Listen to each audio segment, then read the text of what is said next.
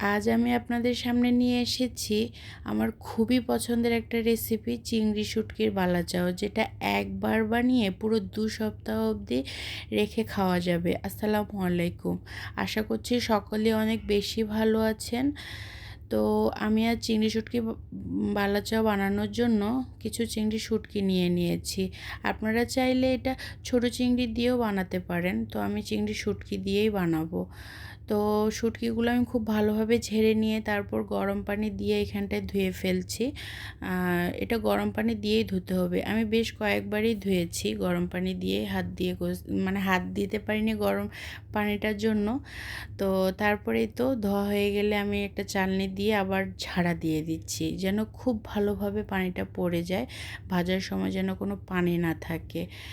তো এই তো তুলে ফেলেছি। এখন আমি একটা কড়াইতে বেশ খানিকটা তেল দিয়ে দিব। একটু বেশি তেলের পরিমাণটা দিতে হবে, কারণ এগুলো ভাজার জন্য। এদিকে বালা যাওয়ার জন্য রসুন কুচি, পেঁয়াজ কুচি আমার রেডি।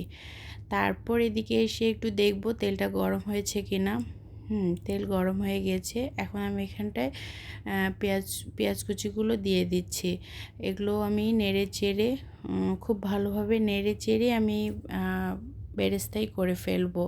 এর মাঝে শুটকিগুলো আবার একটু দেখতে আসলাম যে পানিটা ঝরেছে কিনা, যে হ্যাঁ, ঝরে গিয়েছে পুরোপুরি। তো যাই হোক, আবার এদিকে পেঁয়াজ ভাজার এদিকে চলে এসেছি। এসে দেখছি এই যে পেঁয়াজ ভাজা আমার হয়ে গিয়েছে। খুব বেশি ভাজা যাবে না, বেশি ভাজা হয়ে গেলে আবার তিতা হয়ে যাবে। তো এই তো আমি এগুলো পেঁয়াজ বেরেস্তাগুলো তুলে ফেলছি, এক বাটিতে রেখে দিলাম। তারপর সেই তেলে আমি আবার রসুন কুচিগুলো দিয়ে দিচ্ছি। রসুন কুচিগুলো ঠিক একইভাবে পেঁয়াজের মতোই নেড়ে চেড়ে আমি ভেজে নেব। কাছেই থাকতে হবে এই সময়টাতে, একটু এদিক ওদিক হলেই এগুলো বেশি পুড়ে যাবে, তখন কিন্তু আর খেতে ভালো হয় না। তো এই তো রসুন কুচি প্রায় অনেকটাই লাল হয়ে চলে এসেছে। এখন এগুলো তুলে ফেলতে হবে। তুলে আমি সব সুন্দরভাবে রেখে দিব। এই তো দেখতেই পাচ্ছেন রসুন কুচিও ভাজা হয়ে গিয়েছে। এখন আমি সেই তেলে চিংড়ির শুটকিগুলো দিয়ে দিচ্ছি।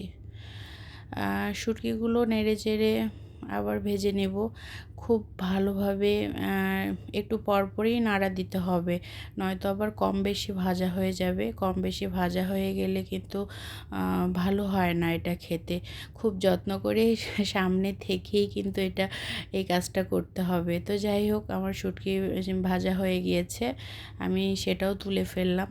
তারপর আমি একটা কড়াইতে কিছু শুকনো মরিচ ভেজে নিচ্ছি। আপনারা আপনাদের স্বাদ মানে অনুযায়ী ঝালটা কম বেশি করে নিতে পারেন। তারপর সেগুলো তুলে নিয়ে আমি ওখানটা একটু লবণ আর শুকনো মরিচের গুঁড়া টেলে নিলাম। নেয়ার পরে সে ভেজে রাখা পেঁয়াজ, রসুন, শুটকি সব দিয়ে ফেললাম। তারপরে একটু নাড়াচাড়া দিচ্ছি। এর মাঝে আমি কি করেছি, যেই মরিচগুলো আমি ভেজে নিলাম সেগুলো হাত দিয়ে ভেঙে এই যে উপরে ফেলে দিয়েছি। আর এতে করে কি হয়, বালাচাওটা খেতে অনেক মজা হয়, এই মানে শুকনো মরিচটা হাত দিয়ে ভেঙে দেওয়ার কারণে। তো যাই হোক, একটু নেড়ে চেড়ে নিচ্ছি। নেড়ে চেড়ে উলটপালট করে এই তো দেখতে পাচ্ছেন আমার বালাচাও রেডি। এটা কিন্তু গরম ভাতের সাথে, ওফ কি বলবো, আমার তো মানে বলতে গিয়ে মুখে পানি চলে আসে। যাই হোক, আপনারা চাইলে অবশ্যই একটু বানিয়ে দেখতে পারেন, খেতে পারেন। আর যারা খান তারা তো খানই, খুবই ভালো লাগে। আর এভাবে বক্সে করে, কাচের বয়মে করে নর্মাল ফ্রিজে প্রায় মাসখানেকের মতো রেখে খাওয়া যায়। তো এই তো।